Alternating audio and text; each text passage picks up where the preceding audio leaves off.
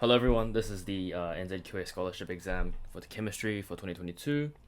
As always, you have 3 hours to do this exam and there are 4 questions. So yeah, let's get into the first question. Question 1A. An electrochemical cell was constructed using 2 beakers, each containing acidified solutions of different reagents under standard conditions. Inert graphite electrodes, a salt bridge, and a small light bulb connected by wires to the electrodes were used to construct the remainder of the cell. So this is a typical electrochemical cell question, and you should be pretty familiar with this on your studies. Solution A contained a mixture of aqueous bromine and potassium bromide, KBr. So let's just write that down. Br2 aqueous and KBr aqueous. And this is in solution A.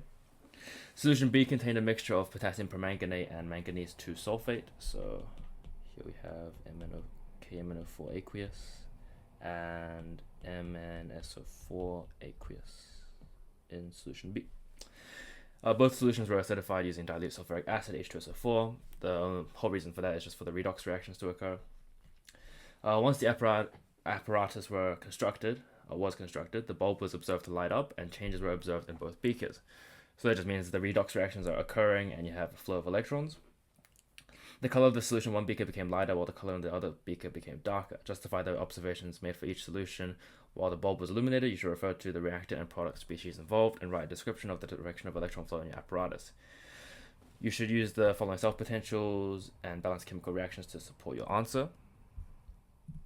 So we can break this question up into a few components. First, justify the observations. So observations obviously are bulb lit up and one beaker became darker while the other became lighter. And another one is to refer to reactant and product species, and also write a description of the direction of electron flow in the apparatus. And of course, as always for redox reactions, we have to conclude self-potential calculations and balanced chemical equations. So immediately off the bat, you should think one of the beakers has obviously an oxidation reaction and one of the beakers has a reduction reaction, and as such that somehow causes the species to change from one form to another, and that causes one of the solutions to become lighter and one of the solutions to become darker. So what happens is, let's say we make a jab in the dark and that solution A is the oxidation reaction. This is the correct jab in the dark, by the way, but if you're in the exam and you make the wrong jab in the dark, it's all good. So let's say it is the oxidation reaction, in which case we would have, wrong one. Br minus, 2Br minus goes to Br2 plus 2E minus. So that's the oxidation reaction occurring in solution A.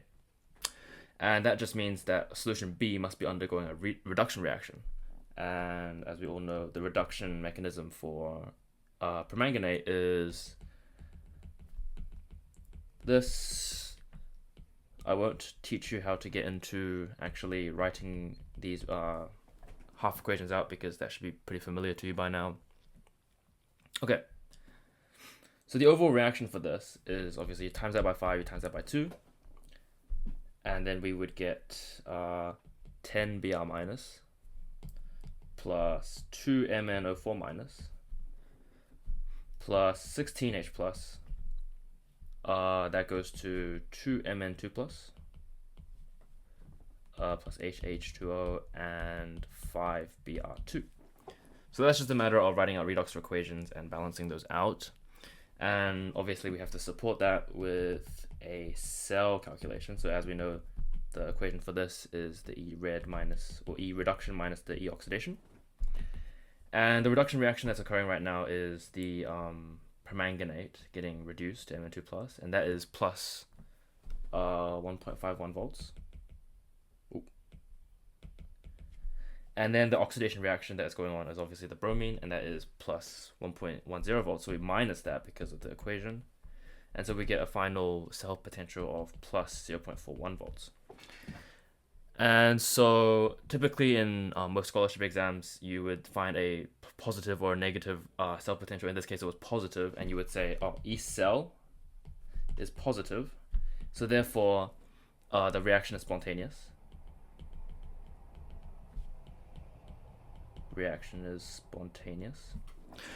And so the reaction will occur naturally and will occur without having to, provide extra energy to the circuit. And that causes the light bulb to illuminate.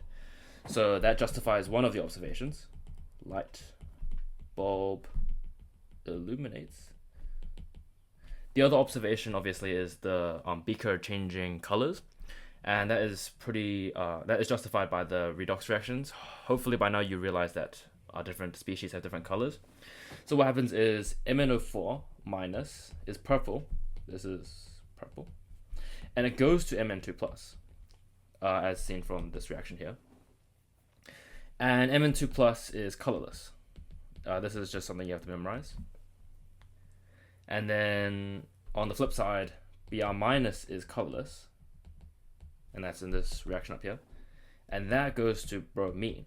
Oh, wait, wrong one. That goes to bromine. And bromine is characteristically orange-brown. I'll just write orange. Oh, I can't spell. So then we have MnO4 minus going to Mn2 plus. That is a lightening of color because you have one colored species going to something without color. So the purple gets lighter. And as we know, solution B had that KMnO4, MnSO4 mixture, which means solution B is the one that will go lighter. Solution B goes lighter. And on the flip side, solution A goes darker by the same logic. Right. And another part of the question is to refer to the reactant and product species involved. So you should talk about how MnO4 minus is converted to Mn2 plus and how Br minus is converted to Br2. And then finally, you have to write a description of the direction of electron flow in the apparatus. So because the bromide is undergoing oxidation, the bromide is releasing electrons. So it's releasing electrons from solution A, which means from solution A, you have E minus that comes out from the bromide being oxidized, and then it would flow through the circuit. And at the same time, it would flow through the light bulb and cause it to light up. And then it would flow into solution B. So then the last part of the question, write a description of the direction of electron flow. Electron flows from solution A, to B. And that's it. So now moving on to part 2 of question 1A. Using the electrochemical data provided, justify the identity of an acid that would not be appropriate to use when acidifying the solution that there's a chemical cell. So simply, we used to have sulfuric acid in the solution, and sulfate is usually a species which is very, with great difficulty to be reduced. So that's why it's usually used as most of the time for redox processes, because it's so hard to be involved in the reaction. Now they're asking what acid could be involved in the reaction, in which case it would completely mess up our whole system. So we could take a few jabs at what the identity of the acid could be. But based on the data they've given us, they have given us data for sulfate, for nitrate, and for chloride. So we have data for sulfuric acid, nitric acid, and hydrochloric acid. So in the nitric acid one, it would be reduced, in which case we have to consider its reaction with the bromide, because the bromide is being oxidized. So if we had, for HNO3, HNO3, nitric acid, this would be the reaction that could occur, which would mess up the whole system.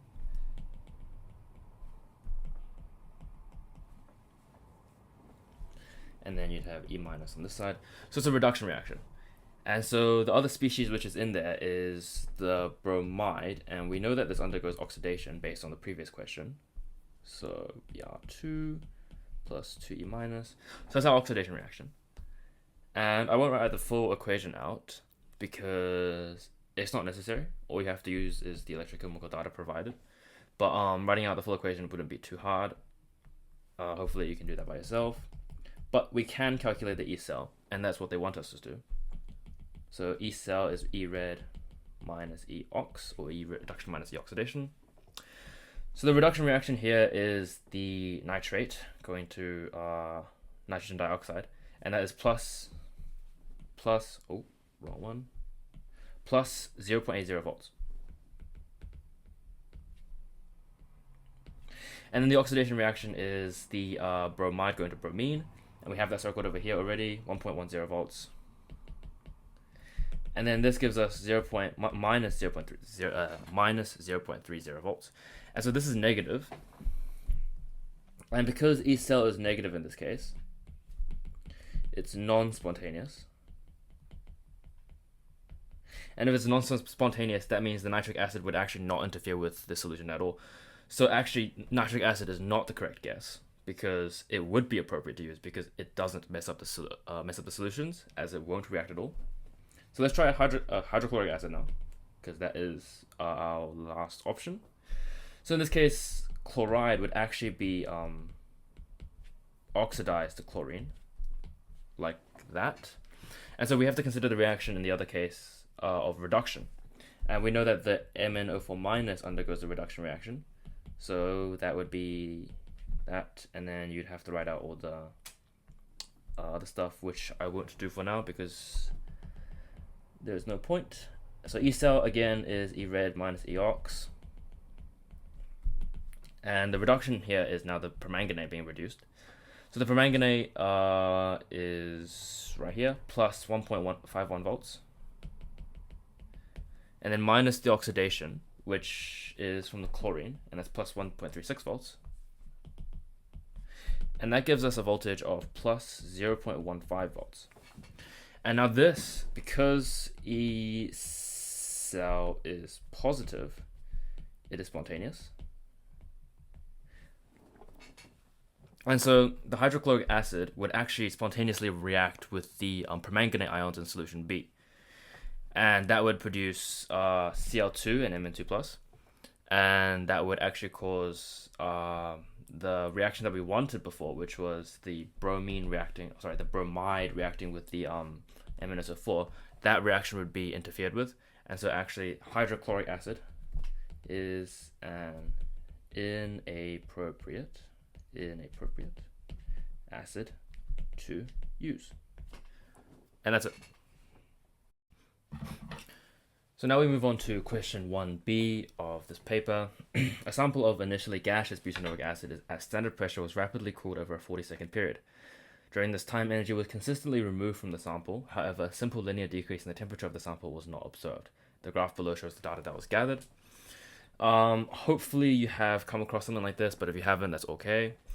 All the time when you have a graph like this and you have energy being removed from a sample or thermal energy being put into a sample, you find that the temperature does something very similar to this, and you have like a decreasing trend, and you have a flat line, decreasing trend again, flat line, decreasing trend, or something very similar to that. But if you haven't come across this, that's okay. We can get into the nitty-gritty right now. Justify the gradient of the line between sections B and C and D and E of the graph, including the differences in the length of each section. Include clear links to kinetic energy of particles and attractive forces. Okay, so they've asked us to explain this B and C and D and E. So those are the two flat parts of the graph. And they also want us to talk about the differences in length. Okay, so the whole concept here is what happens when you have changes of state and what happens when you have energy being removed from a sample and how that affects the temperature. And so what happens is in B and C, so at A, they tell us it starts off as gaseous, and then it would cool to B. And from B to C, this is the process whereby it goes from gaseous to liquid. And this is called condensation. And what happens during changes of state, and this is true for D and E as well, what happens during changes of state is that these are the particles in the system. Instead of, so let's say this sample is being heated up. Initially, you would have that these particles would gain kinetic energy, and they would start vibrating faster. This would be solid. They would start vibrating faster. And because they start vibrating faster, their average kinetic energy increases. Average KE increases. And temperature is defined as a measure of the average kinetic energy of a sample. And so when the average kinetic energy of the sample increases, you have a temperature increase. But then you reach a certain point where the solid would need to melt. So like ice, if you heat it up to 0 degrees Celsius, it will start to melt into water. Which means in this case, instead of the average kinetic energy increasing, the energy that's being put in from the heating is not going to the kinetic energy of the particles anymore. It's going towards breaking the intermolecular forces, overcoming the intermolecular forces between the particles. And so these particles would sort of be split apart by the heat energy. And instead of traveling faster, they would be able to slide past each other in the liquid. So before they were vibrating about fixed positions, as they do in solids. And then when you have that energy breaking the intermolecular bonds between them, they start to slide over each other. And now you have a liquid. And because the energy is not going to kinetic energy anymore, the temperature is no longer increasing. And so all you have is no change in temperature and only a change in what's called the potential energy of the substance. And that causes a change of state. So that's the broad idea. But in this case, it's slightly different because instead of energy being put in, it's energy being taken out. So what scholarship would want you to write is a clear sort of explanation of what's going on and to justify it very clearly. So long as you write something to the effect of what they want you to write, which is what I'm going to show you right now, they'll most likely give you the mark as long as you're logically and scientifically justified. But yeah, when you have from B to C, this is the process by which it goes from gaseous to liquid, or condensation. And in this case, because you go from gaseous to liquid, the particles used to be, really far apart, and then it goes really close together. But before in a gas, they're all over the place, and then as a liquid, they're packed more closer together, and so you have a formation of intermolecular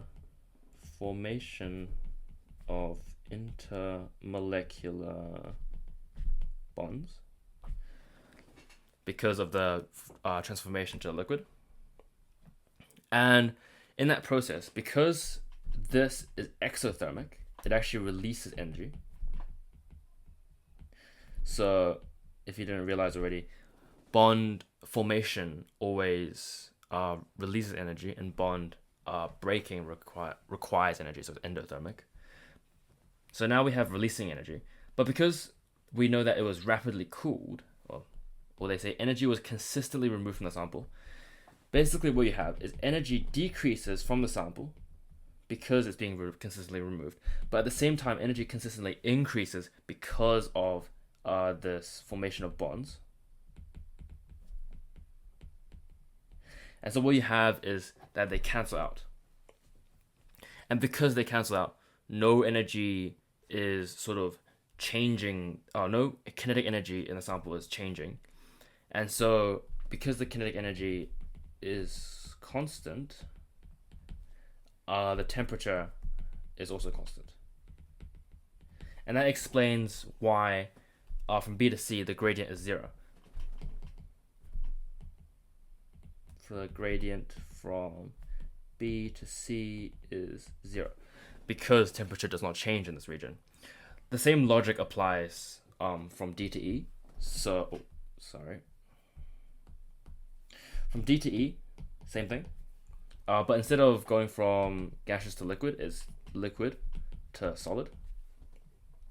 And so instead of having liquid particles like this, you would go to solid particles, which are more sort of confined to their fixed positions. And so you have, again, more intermolecular forces being, intermolecular bonds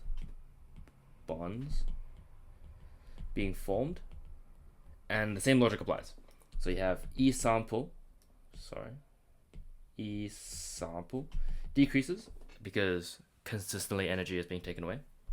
And at the same time, energy is being released from the formation of bonds. And so Ke is constant. This is the exact same logic as before. T is constant. Temperature is constant. And so again, the gradient from D to E is 0.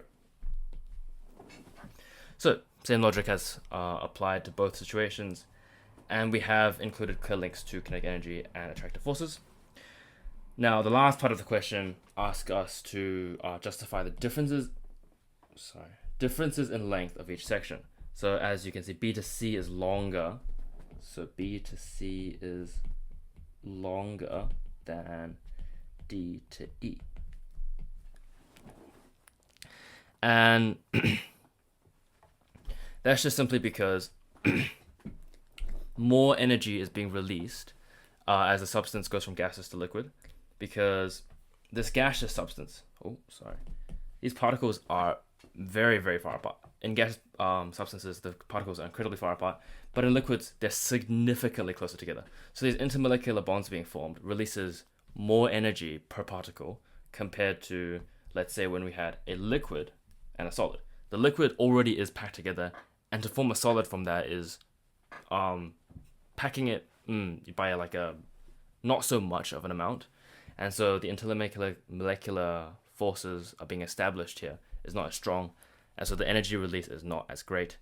And so we have that B to C would be longer than D to E. So now we move on to part 2 of question 1B. Explain how the information in the graph can be used to determine the specific heat capacity of liquid butanoic acid, and describe what further information would be necessary to determine this. No calculations are required.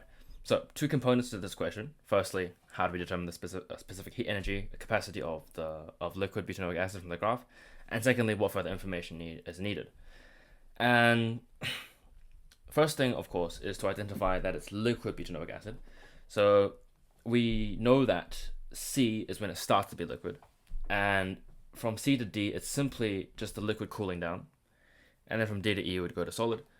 So the only information we need is from C to D, because this is the actual cooling process of liquid butanoic acid. So we need C to D. So this is the information from the graph we would need. And if you didn't know this already, specific heat capacity is defined as the amount of energy required to raise the temperature of 1 gram of a substance. And there's a formula in relation to this. So Q equals MC delta T. Q is the thermal energy being added or removed. M is the mass of the substance. C is the specific heat capacity that we are considering right now. And delta T is the change in temperature. C to D tells us how much the temperature has changed by between whatever times. So C is roughly at 170 degrees Celsius, and D is roughly at what does that look like, -5 degrees Celsius. And so C to D, the gradient of that describes how much temperature is lost divided by the time taken. So it's the rate at which temperature is changed, or the temperature change per unit time or per second. So that's the information that we can use from the graph. And then the second part of the question is describe what further information would be necessary to determine this. That's very simple, because all we need to consider is this equation here. And then we can just rearrange this.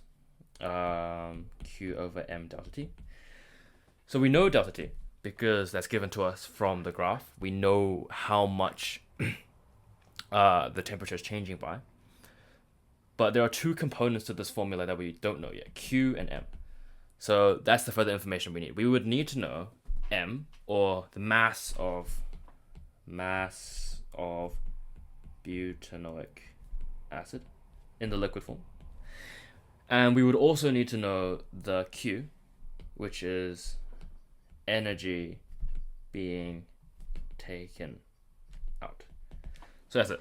All you need to know is two other pieces of information. That's firstly the mass, or the number of moles, because you can determine the mass from that, or the energy. Oh, sorry, and the energy being taken out. And that's it. So now we move on to question 1C. And this is one of those typical sort of stoichiometry titration questions that you'll see in pretty much every scholarship paper. And this one goes like this. Sterling silver is a common silver alloy used in fine cutlery and jewelry. It is an alloy of various metals with silver as the base and most commonly copper within the alloy mixture. Sterling silver must be a minimum of 92.50% by mass silver. And then to confirm the composition of a particular silver alloy used in jewelry, a ring with mass of 4.824 grams was reacted completely with a small excess of hot concentrated nitric acid. The resulting solution was then transferred to a 250 ml volumetric flask and diluted to the mark using distilled water. 20 ml volumes of the diluted solution was titrated with a 0.1450 mol per liter potassium thiocyanate solution using an iron 3 solution indicator. An average volume of 22.13 mils of the potassium thiocyanate solution was required to reach the endpoint on repeat titrations. And then this is the chemical reaction that this is talking about. And then from the remaining diluted solution, 10 ml volumes were beheaded into conical flasks. 5 mils of diluted sodium chloride solution was then added to each flask to precipitate out the Ag plus in the solution. Following this, 5 mils of approximately 2 moles per liter sulfuric acid solution was then added to each flask, followed by 10 mils of 1% potassium iodide solution. Each flask was then titrated with a 0.02370 mol per liter sodium thiosulfate solution, and an average volume of 12.58 sodium thiosulfate solution was required to reach the endpoint on repeat titrations. And again, we have the chemical reactions that this is talking about. That is a terribly drawn arrow. And then determine the percentage of silver and copper metals in the alloy and state whether this alloy meets the standard required to be called sterling silver. You may assume that any other metals present do not affect either analysis. Okay, so right off the bat, immediately, meets the standard required to be called sterling silver. We have the standard required here, minimum of 92.50% by mass silver. So eventually we'll be using that number. We'll be comparing our number with theirs, seeing whether or not the sterling silver, whether the ring matches sterling silver material. But firstly, we have to figure out what the percentage of silver and copper metals is in the alloy, and we have to figure out percentage by mass. So percentage by mass, there's a terribly drawn percentage sign. Let me just redraw. Percentage by mass is given by, so let's say for the silver, it'd be the mass of the silver divided by the mass of the ring.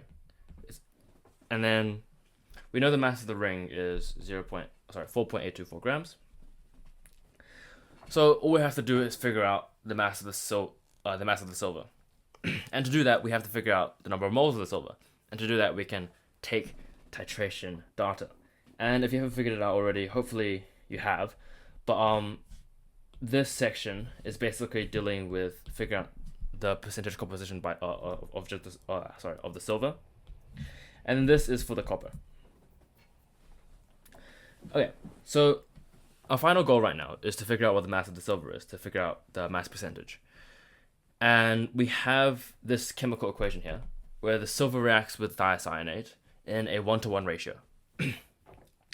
Because it's a 1-to-1 ratio, whatever number of moles of potassium thiocyanate we find would be the same as the number of moles of the silver plus ions. And to find the number of moles of thiocyanate, it's very simple, because we have the concentration of the thiocyanate and we have the volume. So the first thing we should be doing is finding the number of moles of potassium thiocyanate given by the concentration formula, so N equals CV. But that's not the end of the story. The end of the story is that we have to consider the fact that it's 20 mils versus 250 mils.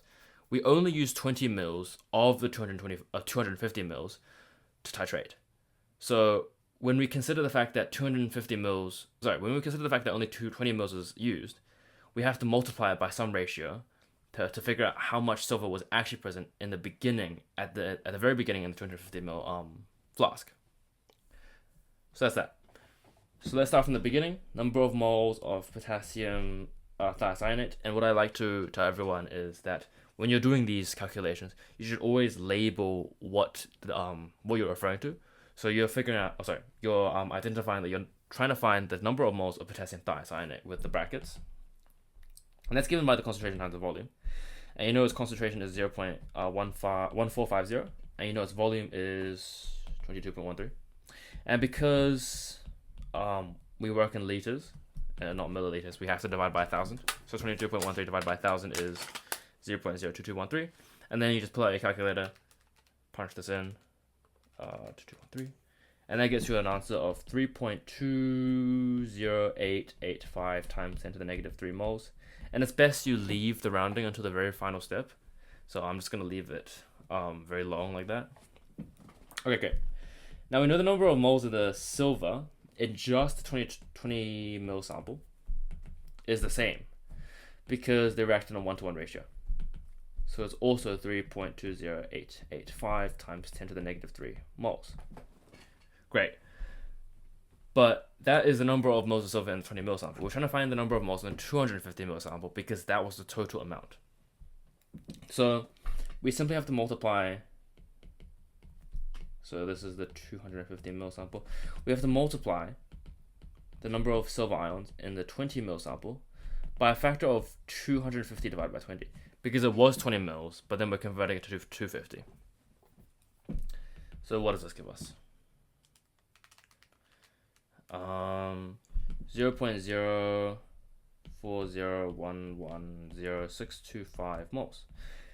And the number of moles in the 250 mil sample, which is what we just calculated, is the number of moles of silver in the ring, because all of the ring was reacted completely, and all of the ring, as part of the solution, is part of the 250 mil sample. So then we can figure out the mass of the silver. So what's the mass of the silver? Mass of silver is equal to number of moles times molar mass, and the number of moles is given by 0.04140116. Oh, there's another 0.0625 times the molar mass of silver. And they didn't tell us the molar mass of silver in the question, but it's very simple. Just look it up in your resource booklet, and if you're at home, just look it up on a periodic table. And the molar mass of silver is 108. And that gives us a mass of 4.3319475 grams, or let's go 36 figs, 4.33 grams.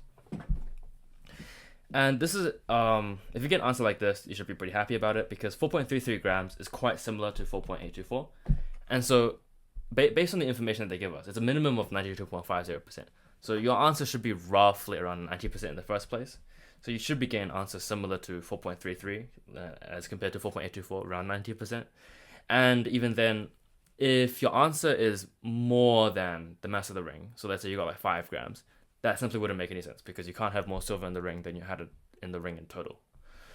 So this is a pretty valid answer. And then the percentage by mass would be the mass of the silver divided by the mass of the ring. So 4.33 divided by 4.824. So that gives us 0.897999. And that's the same thing as 89.80%. So now we know the ring is 89.80% by mass silver. But they tell us it's 92.50% minimum for it to be considered sterling silver. So then you can write 89.80% is less than the 92.50%. So therefore, it is not sterling silver. Great. That is the first part of this question, figuring out the figuring out the mass percentage of silver. The other part of the question is figuring out the mass percentage of copper, and that is the second part of this analysis. So this is quite a long, lengthy, complicated sort of process. So I'm going to draw this out. Let's see. Let's just erase this and this. So basically, from the 250 ml sample, we have 10 mils. So imagine that's a 10 ml volume of the mixture. So this is the mixture. And then they tell us we added, so that's 10 mils. And then 5 mils, so 5 mils of NaCl. And the NaCl was added simply to precipitate out the silver. So the silver reacts with the chloride ions to give silver chloride, which is a precipitate. And it's very easy to just remove that by hand. And then you would be left with a solution of only copper. Great. And then, let's see, 5 mils of H2SO4. And the H2SO4 is simply to catalyze these reactions here. And the 2 moles per liter that they give us for the concentration of H2SO4 is actually it's sort of a red herring, because you would never actually use the H2SO4 in your calculations.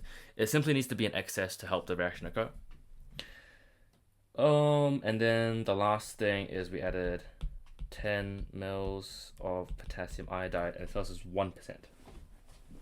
Great. And then this entire flask was titrated with 0.02370 moles per liter of sodium thiosulfate solution, and an average volume of 12.58 mils of sodium thiosulfate solution was required to reach the endpoint. Okay. So the general idea here is actually very similar.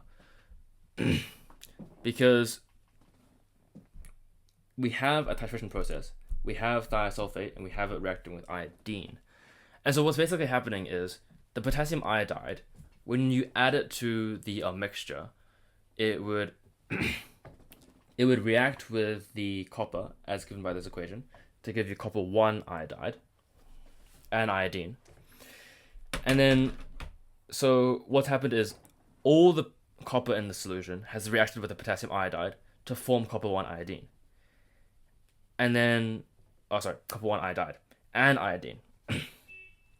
And the iodine is then titrated with thiosulfate solution.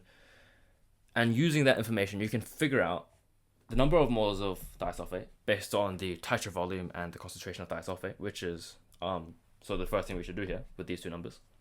And then based off that, you can figure out the number of moles of iodine. And that's given in a 2-to-1 ratio. And that same iodine is this iodine right here. So that means the iodine is formed from the copper in another 2-to-1 ratio. So based off the information of just the thiosulfate titration, we can figure out the number of moles of copper. So let's do that. First thing we should do is figure out the number of moles of sodium thiosulfate solution. So N of Na2S2O3 equals CV. And we know the concentration was, let's see, 0.02370 times it by 12.58 mils. So that's the same thing as 0.01258 mils. Liters, sorry. So what does that give us? 2370 times 0.01258. 2.98146 times 10 to the negative 4 moles. Okay, great. And based off that, we can figure out the number of moles of iodine. So we know iodine reacts with thiosulfate in a 1-to-2 ratio. So that means the number of moles of iodine must be half the number of moles of Na2SO3. Na2S2O3. Because the coefficient of iod2 here is 1, and the coefficient of S2O3, 2 minuses here is 2, so it's a 1-to-2 ratio, so iodine is half of it. So what's half of this? Half of this number is 1.49073 times 10 to the negative 4 moles. And then we do the same thing. The iodine reacts with the copper in a 2-to-1 ratio. So that means the number of copper ions would be twice as much as the number of iodine ions. So number of copper is equal to 2 times the number of moles of iodine. So 2 times this number here is cancels with the half that we did before. So actually it gives us the exact same number that we had before. Okay, but that was simply just in the 10 mil volume. We only have 2.98146 times 10 to the negative 4 moles in just the 10 mil volume. Again, we have to do the same thing as before, where we have to consider the copper in the entire 25 mil volume. So this is in the 10 mils. So the number of copper ions in the entire 250 mil solution is just this, the 10 mil one. And then same thing as we did before, the 250 on top and then 10 on the bottom. And then putting this in the calculator, we get 7.45365 times 10 to the negative 3 moles. Okay, great. Now we just do the exact same thing What's the mass of copper? It's the moles times the mole mass. So we know the moles is 7.45365 times 10 to the negative 3. The molar mass of copper, again, you can check the results booklet or your periodic table, 633.6. And of copper of 0.4740521 grams. And that is 236 figs 474. That is horrendous. Okay, so now we can figure out what the percentage mass of copper is. And it's, again, it's the mass of the copper. So instead of mass of silver divided mass of the ring, it's the mass of copper divided mass of the ring. So 0.474 divided by the mass of the ring, which is 4.824. What does that give us? 0.09827. And that is also equal to 9.827%. So that's it. We have figured out the percentage of silver in the ring to be 89.80%. And we also figured out that it's not sterling silver because it's less than the required 92.50%. And we've also figured out the percentage by mass of copper.